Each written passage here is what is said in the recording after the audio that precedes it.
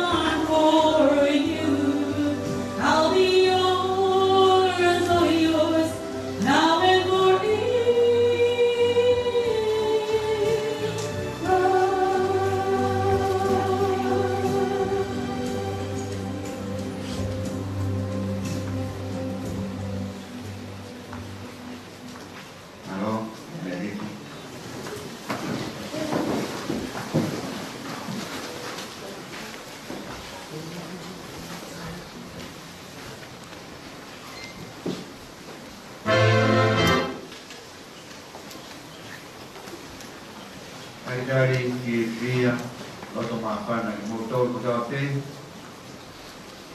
si kau kristiani kau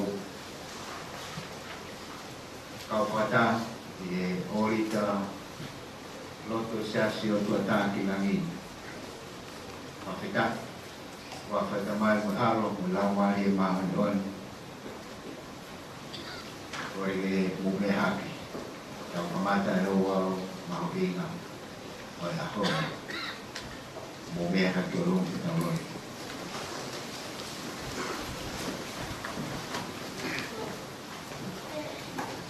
tua maafi ayah Fiona utatala kiai ay loto fote o tokai mana ngai humauloto pegai hame lilo e fa ufia me a Fiona Taki mo ai ngā i whakakau ko mauroto aki ai hiwi o lau maare mā ani. Alawa ke mau hawa ki he Fiona. O mawala whakalangi langi a ho kuawha tokta ko i a siso kalaisi ko mau eiti e meni. Tau hi vai he whāngau mā whāre hiwi. Whā noa whā. Iai te i kōkalang. I tataki ai ki tau tōru. E lau maari e mea mai. Ngā whetau lalo ki au. Tāri ai ku whengani. Ha! Osi la i au ma au. Tā pui hoku atamai. O ngāhi. Au whare ai.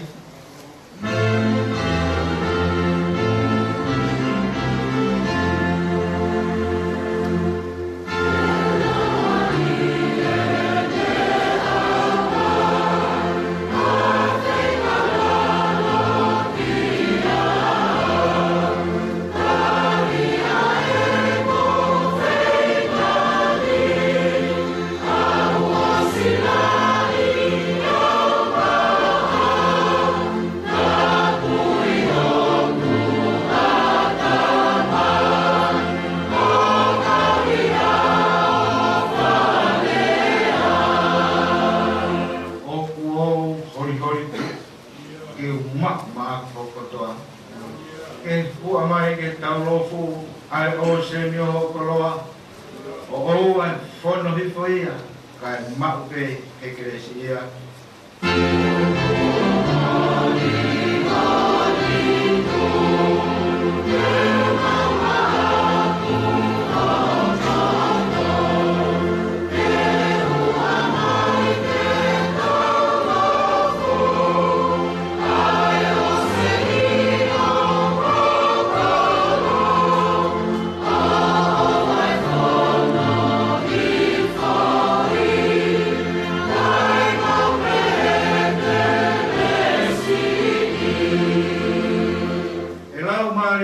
Tapu whama oni ki o whoka.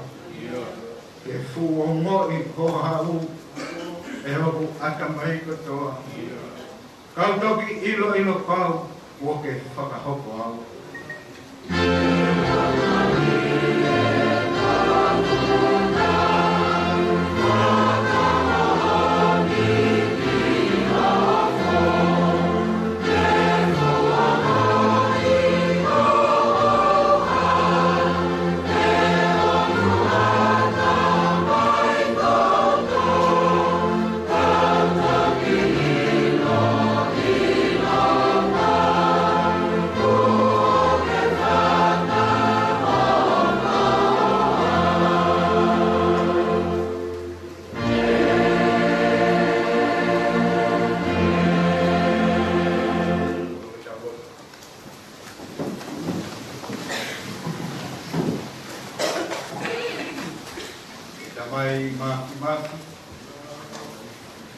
Ai afiona ko e hero o tua.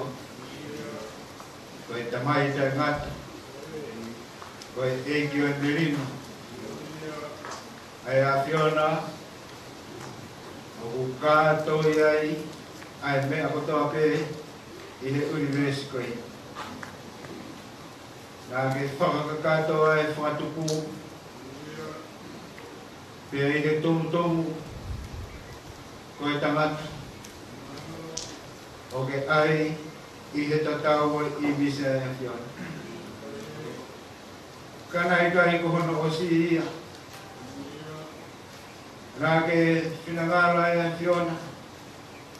Ka hui ku kai toha pa tau ki he tangata ke nofutota. Nā ke ngauhi ai e whiwhine mei he wawaka e tangata. Taloto e tangata, o ku whai e ni, ko e hui i hoto hui, ko e kakano i hoto kakano. Te whamoa ni ai, ko e o mai ai e whiwhine, ko e tokoni, ko e ao ki he tangata, ka e kakato ai ne mohui. Ko e awhiona ia ko e o tua e kakato. Te ko e kakato ai awhiona ko e ofa maungonga nei whai me i tani. O hapai ai e whahinga i tangata. La venga monu ai, taine princesi, princess whita ole o tui pirihak. Whare ai tui hangana. Lau maari e nei. A tau whanua. Umaga o família o Francis of Assis Havea. E família o Paulo. O taia tame funa. Si ngahi maheni si kau Kristiani o toa pe mo haha. E mau whamu on. O ke ai ha kuona. O whakakato ai e whiwhine ai wha, ai ofa ai o tua e tāna ki e tanga. Pei e whetauhi ake e whiofa ako ia te puakakai. Te hono tāno ako e situa me tamai me moefa e kai whetauhi ake ai ua hoko mai kakano pe ta. Pea koi ai e koloa kāno kato ai e kisi hao. Aku mau i hene ai. E mau whamunu, mau koloa. Moni ai. Ko esperiazione Koe o tua, ko ofa ia. Te koe whakakato, e mautoho tahi mahi na whoo koe. Koe nani te whiona mo e whamore more e whamiri tūmape. Ofa na me whaisisu. Ke mau i hene ai, o kaunga whainas ak whakata. I he wha, o e whare o e whamiri. Pai ato e maunga kres, maunga oki, o e wholofola o mau i hene ai e pōponi. Taki mātoro, lau mare maa ni, me he lolo tongani, ki e kāhuna. E sisu Christ, kako mau whamukui. Amen.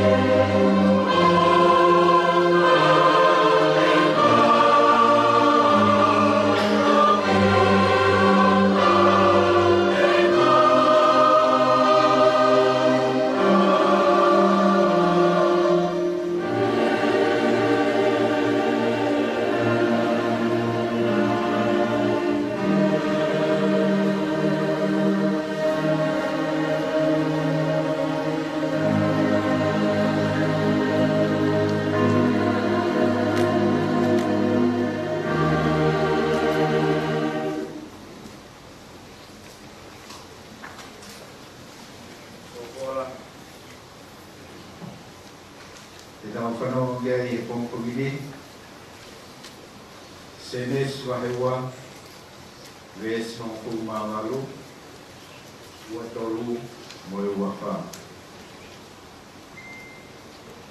ayo pe no lau pe folfola asova Elohim okukai te lei ki tangata ki tokota kau mau mana tokoni ki amo te pe e tangata koe whai koe ni, koe hui mei toto hui, moe kakano mei toto kakano. E whakahingoa eni koe te whini, koe hina e toko ia mei he tangata. Koe e tukuangi e tangata e le tamai moe ne whae, kai pīkitai ki hono waisi, te atena hoko, koe kakano mei ta. Koe whamai ki kau hiwa e tō tuku tō tāngi lagi, e whai a kau hiwa, hiri a, e hoko ki he o wau, Jessica Diama.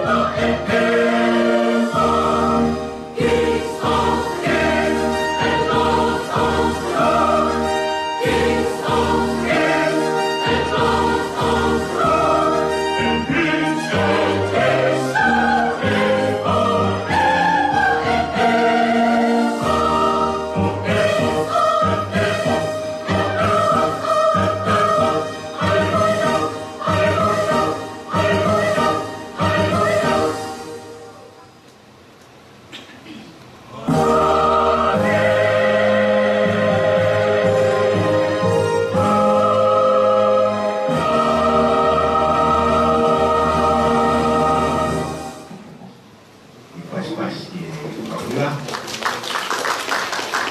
kaulah begini tutup tapi Francis Asis of Asis Hanea kuya be pamala tauhiba uose dai hiwa ya Francis kawan ke itu maaf que vale nos fatosit mai continua tu ma ko na pitola da ko tu lawo pa kiba mai mari bani ko ni ofisa me ku angat ko nga me mai fa ho wa sista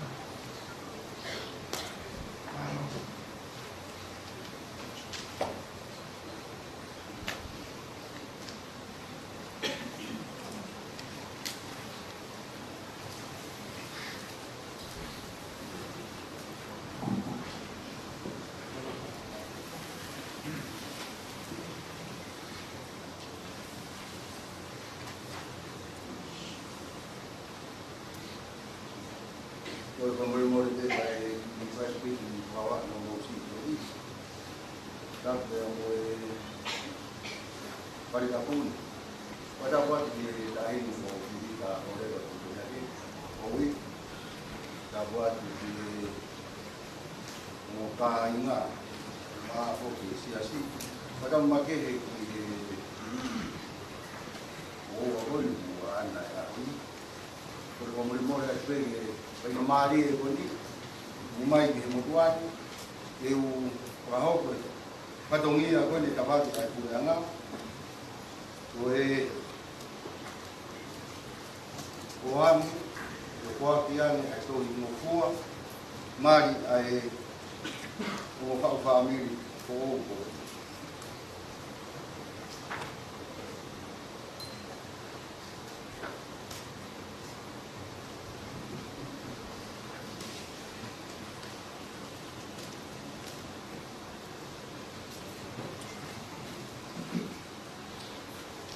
ada video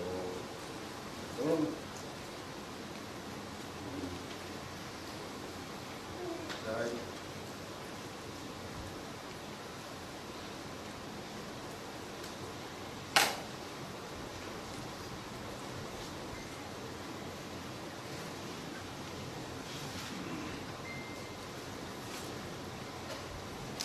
di Panomope Otohi Puakawa watu kifai animal mukata kwa mimi kwa towosi mai katia koki maua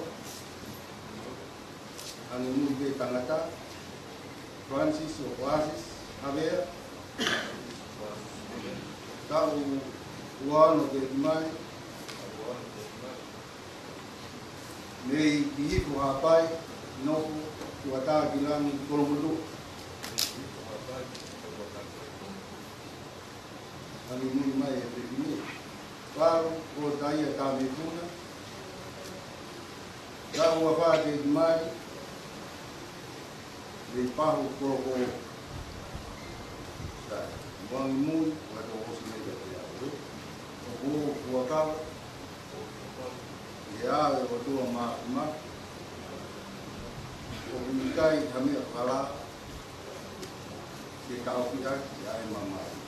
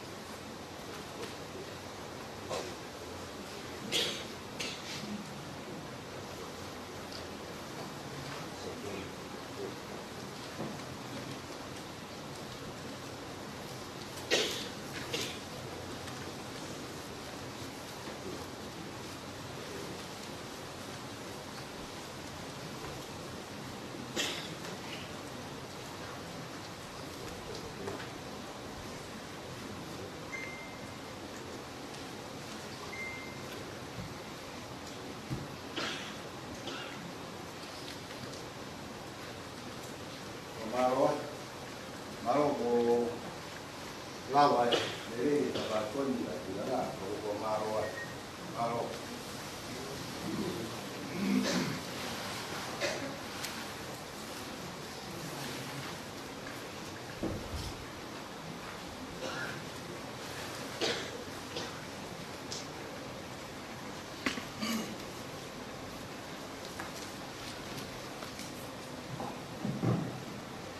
Malawat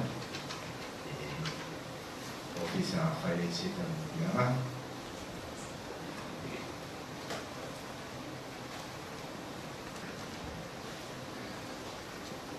betul maaf no sino ama ilusias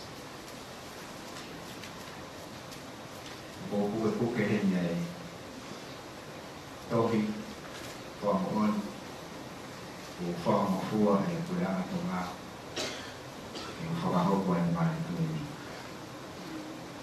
buafan ban mahar malam mai manol kau dah pas mainnya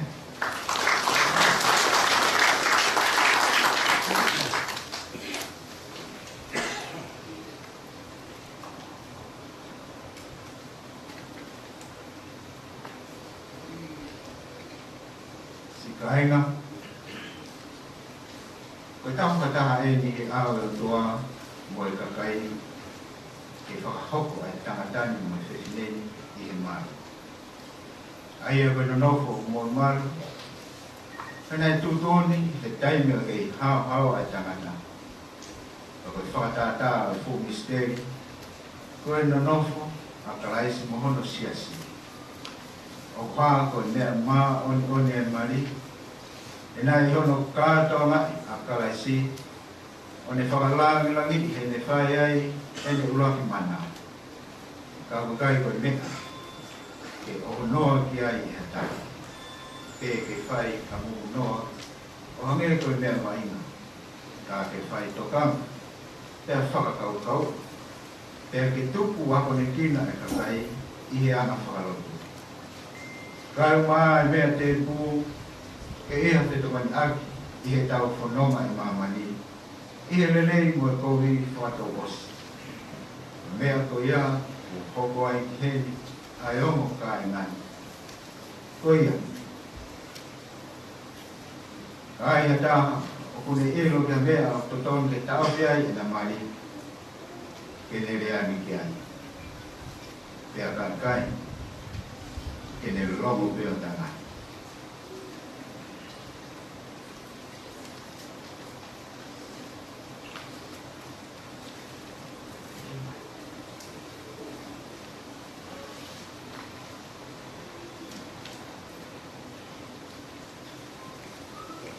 o tapowa ke de moa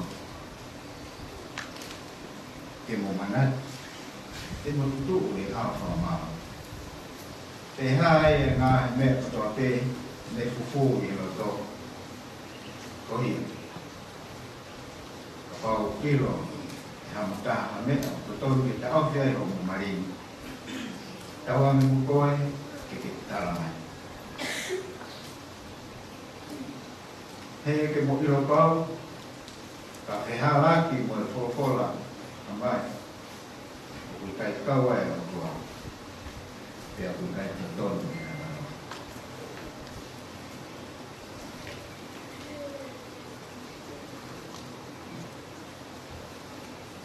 e Francis of Assisi Xavier o hugeloto ke mau a paru pataya ta me funa ko wai fa mau ke mononofo whataha i e whamau mao ni oni o whatatau ke tutu nei o tua te ke ofa ke te ia mo ke whai whapapa ke te ia te ke tauhia i hano mahaki moene mo i lei pe te ke whitua ke whiwhine ko toa pe ka ke nofo ke a te ia pe lorotonga o ku mo whakatou mo ui ko lorotongi o glotoi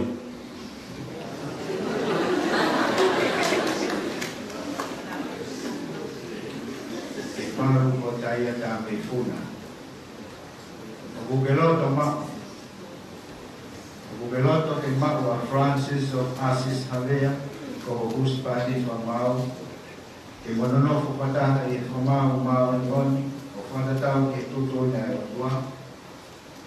Ke tala mafua ke te ia, mo ke tauhia, mo ke ofa ke te ia, tea ke whai whakaapa ke te ia, o tauhia i hano mahaki, mo ene mo uri lelei, pe te ke furitua ke tangata kehi kotoa pei, ka ke nofo koe kia te ia, lolo toma o mo whātau mo ui, ko hano tō ia. Ko protoi.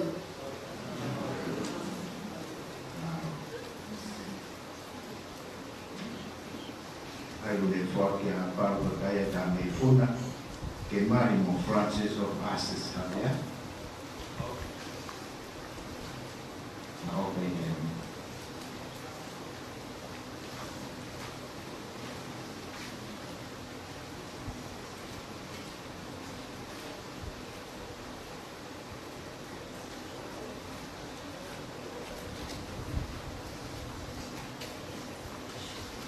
Wow, Francis of Assisi Havea,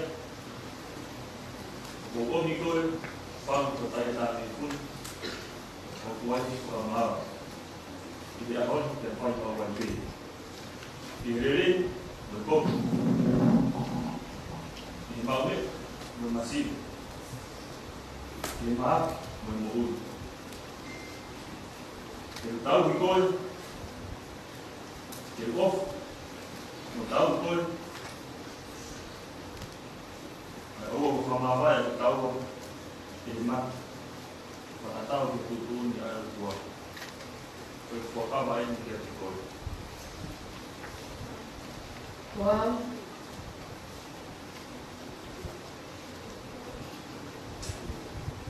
Paru tei.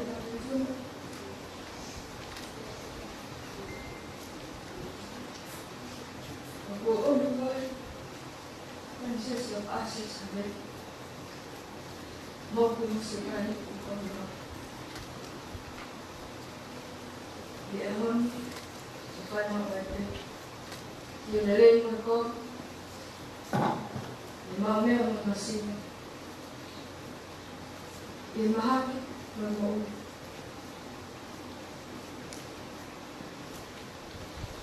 Te ofa, Tau, tau fua kia te koe.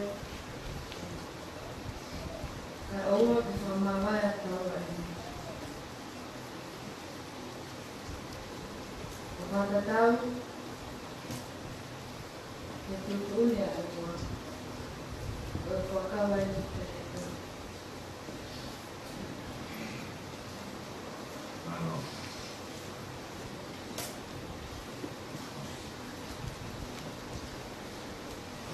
Mama.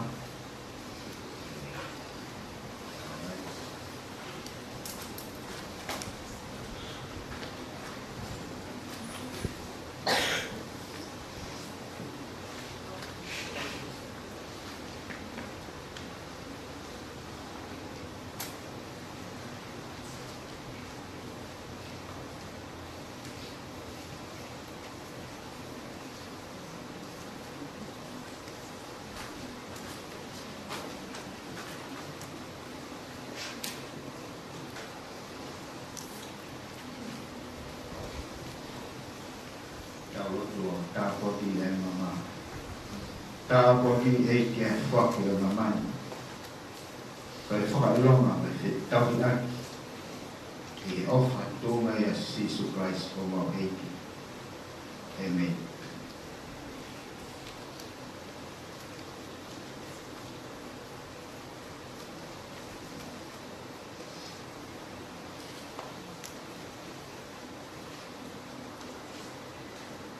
Kaya naman, yung iba, kaya nga kung nani ko tapay, iba kaya naman, wala, walang malima doon.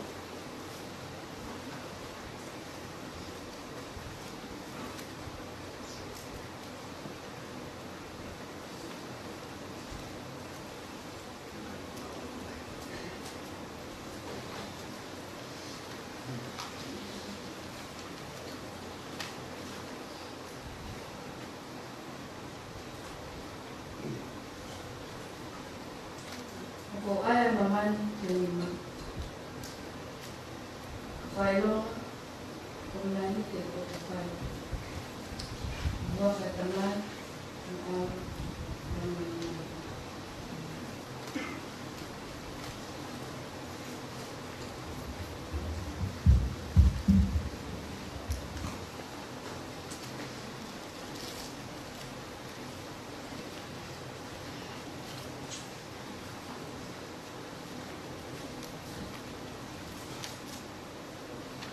Nau tōru ko whakahoto e atua, I kai au pita whakamāwai e tāne. Tā kua ki mai ki mō, ki, ka kene malu. E hā mai whawhama mai ki ke te mō, te mai ni āwha. Ke whawheina ki mō, Tō mātma. Ofa kasi sukasi. Te raraka e te imu. O I whāni. O whāni.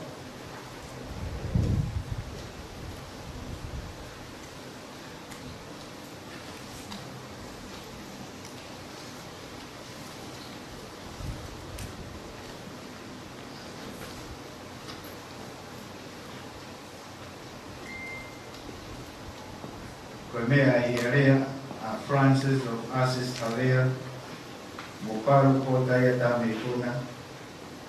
Kina na nofo whakataha I mari maha anoni, e kona whamoni ki ai I hena whepuke ni maaki, whana ni maha, mo I mama ko ai, koe au ko whakaha, ka huspani koe wai whikinawa. E wafa e tamari, mo aro me lau mari maha anoni. O nā tōru ko whakahoto e o tua ke o nā whamāwa e tamai. Ofa ke tā kua ki mōra e o tua, o tua ka tamai, o tua ka anu, o tua ka lau mai e maa e maa. Ofa ke a whio lelei a sioga ke te mōra, ke a whakawhonua ki mōra, ai ngai, tā kua whalau mai e o tua. Hui, ke pehe ho mo whengai I mo ui koe ni, ka mo mawai I mama ka o, ai mo ui tangata. Amen. Whika.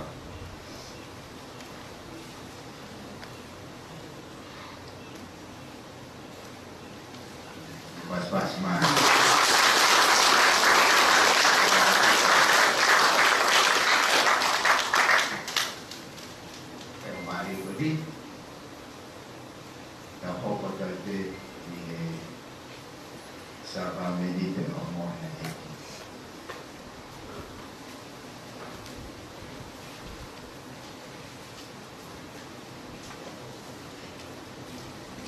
E ki ara oka.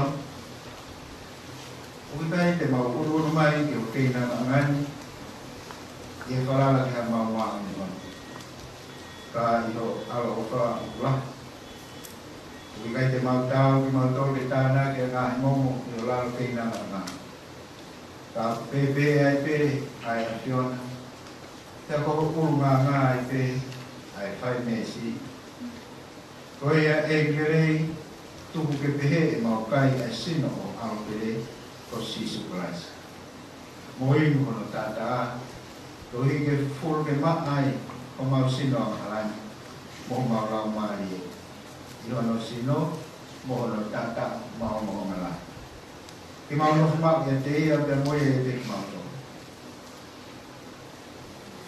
E o toa maaf, pe mau tamai o ki he vai, Yo anga ofa mo fuana ke fuak o aro peta o Sisu Christ. Ke kata ke piki ai ko simu mau bu. Ai me atu tanto tahai ai ne afio. Ko e whiro lau mau on au pito mo hao hao. Ko e hifu whare nei, ko e totongi te uma I ngahi a mahara a maa mai totongi. E nāne whakatū ha whamanatu a te kia maa onga ko ia. Pea ni whikau ke ni kōsteri maa ni mau whai mau wai te, ai whamanat ko ia. Oa uge te toi ha e mai. Ko ia te mai ana ofa mau kore, e whinangaro mai te mau tolu. E mau mako ai me ani, ai e koe maa mo i waiti. O ange koe tutuni am alo ko Jesus Christ. Ke whamanat ko atu, e le mamahi mo peki am.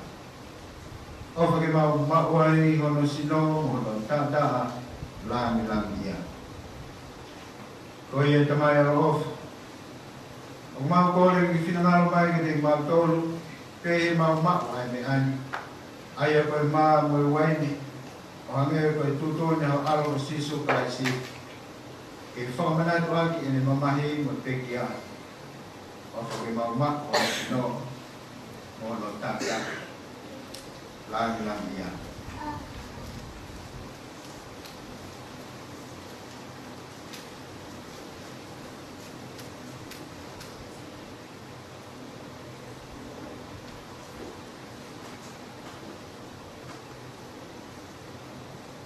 Ai nea whio i he pō o ngalawa ki i.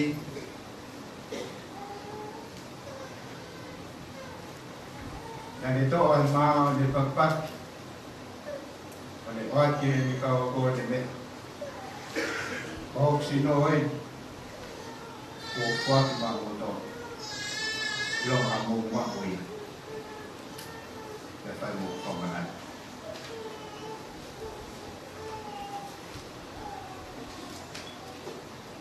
E fōki e pō e omo he, hiri ni whawhita ia, nā ne tō ai pō ne ake ni kaua kō ne mea. Ko hok to tō en, koe toto e whakafo o whaki maki mo tō mo tō la. Koe hui, ke lāngai mo whamai mo rea hana. Ilonga mō winu ia, mō whaipe e koe whamanati e te ana.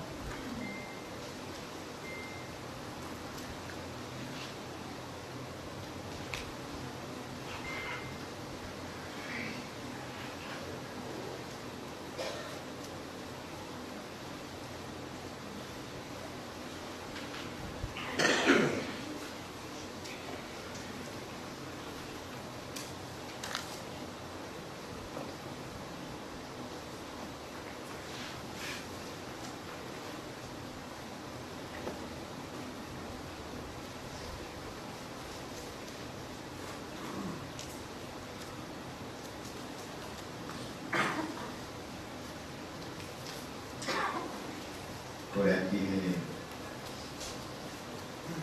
mātua e nari, koe mai tau sara me i tata, kuna koe o matau i.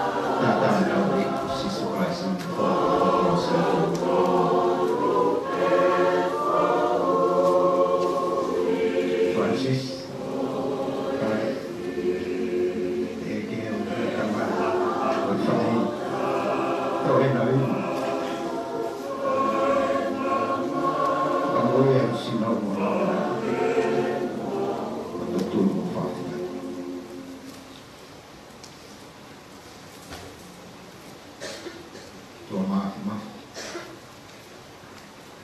Mau long ai mahina koe. Kau nani ke forma more nasional.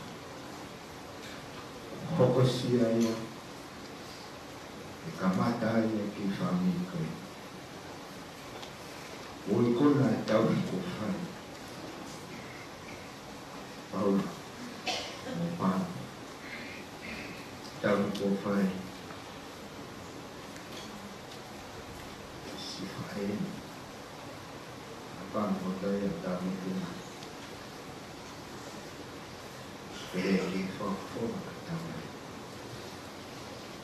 Mau kaya. Toka lau mai.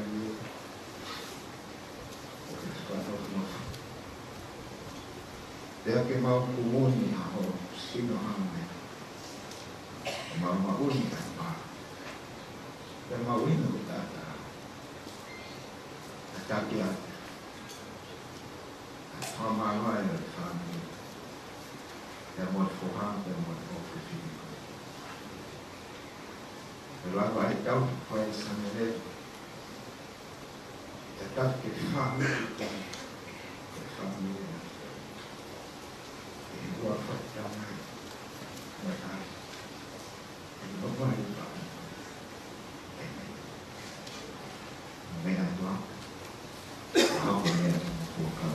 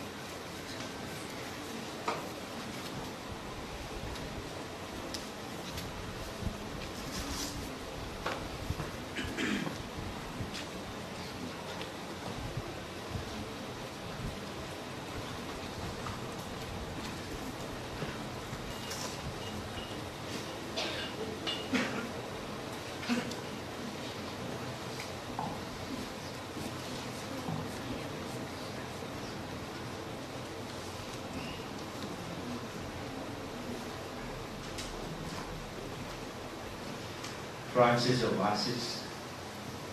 A ver, tiene que pago botar a mi fundo.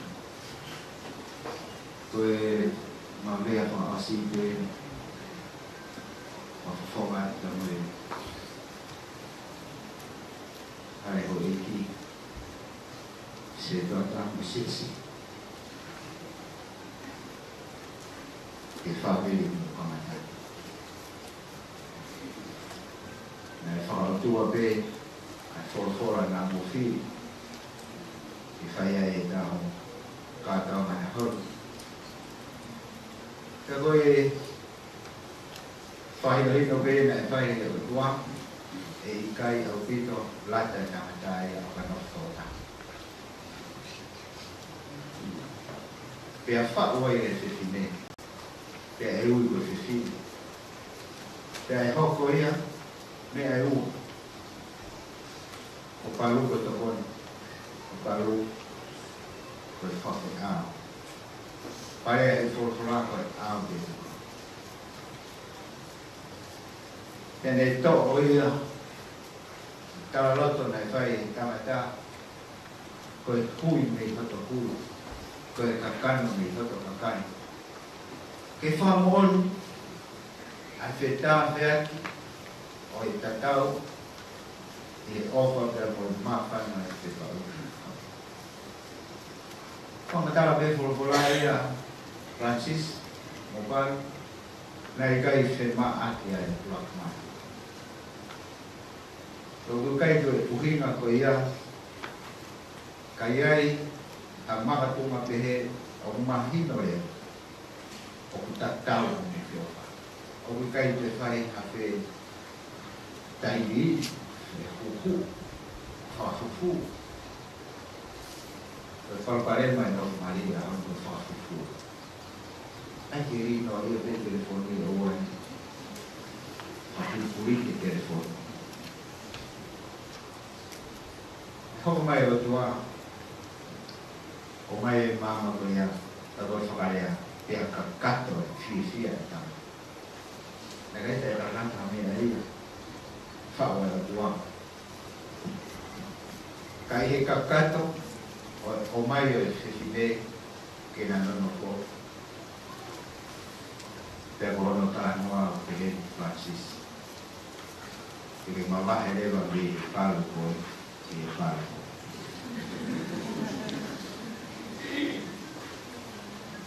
Mana tu pa ko ul como family o Francis. Que ma fai que boa. Teu e family mais yes da uma mulher com tá filha que eu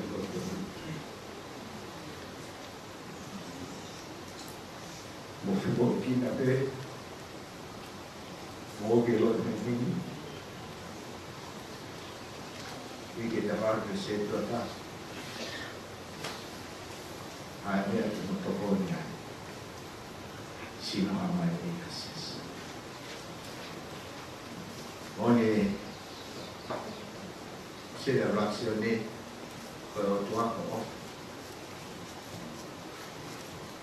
Ah, pues fue que me ha ofrecido.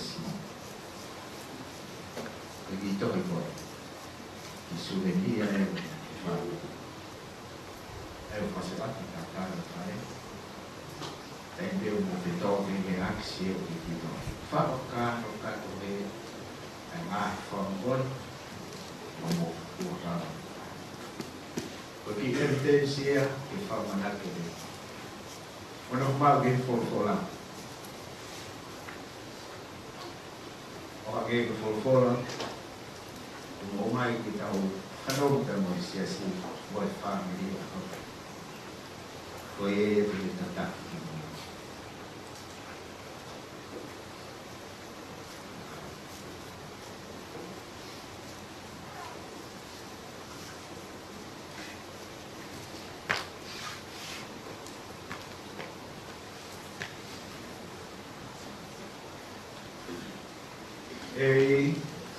Pero tu mamá va a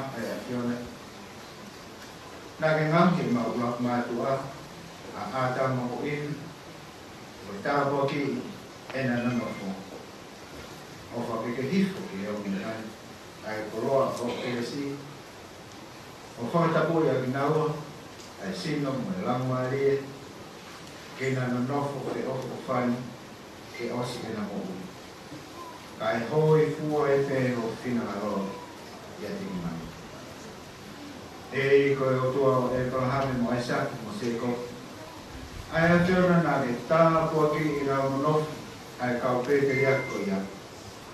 Te hifo pehe mai ho tā puaki ki au me ani. Ko hi ke na whae o whinangaro o nofu maku ai pē i e lalo kapokau o mo ui ho o wha wa ke matanga o mo ui. E hiko e tamai a mau hiko Jesus Christ ai aviana na le whako alo ko e puspa ni te siasi. O le whaki eia e mo ui ko hiko ia. I ke tumu mai ama ko ea ki e omo i ani. Ko i ke o wha. Ko no ua i fi e tangatani. Te ke ama le rei mo tala mo fua. Ai whiwhi nei ki hono puspa ni. Kana whakatau hoko. Ko e ea. O le pure amatanga ia Jesus Christ o maute mo whamu Amen. Mo mea ke tau inito au iwa whameau ua kula ki e ves wha o e ves eiki ko malo to tau kātona mo. Kau koe hina nofo o whakawhai mo fua. I longa hamasima, ke whakaai nei lana, ke maku ai fia fia, ke waine pēra e lai.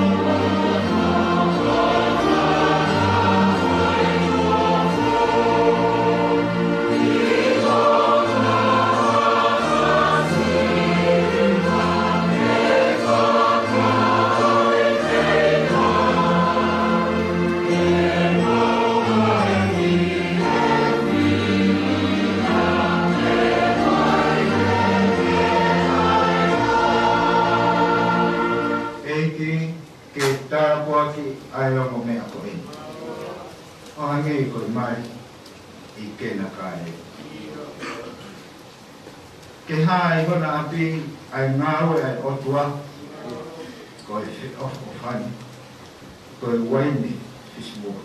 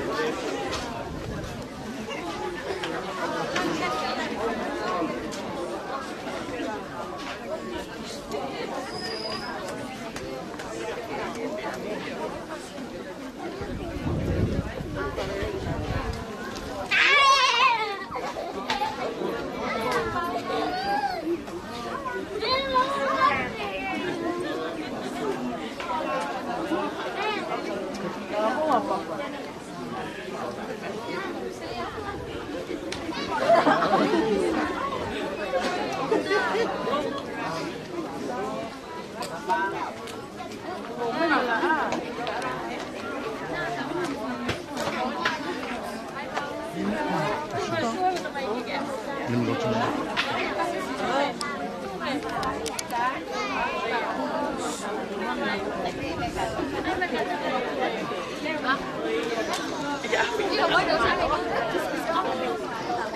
về cũng cái con mà trẻ nghe mày.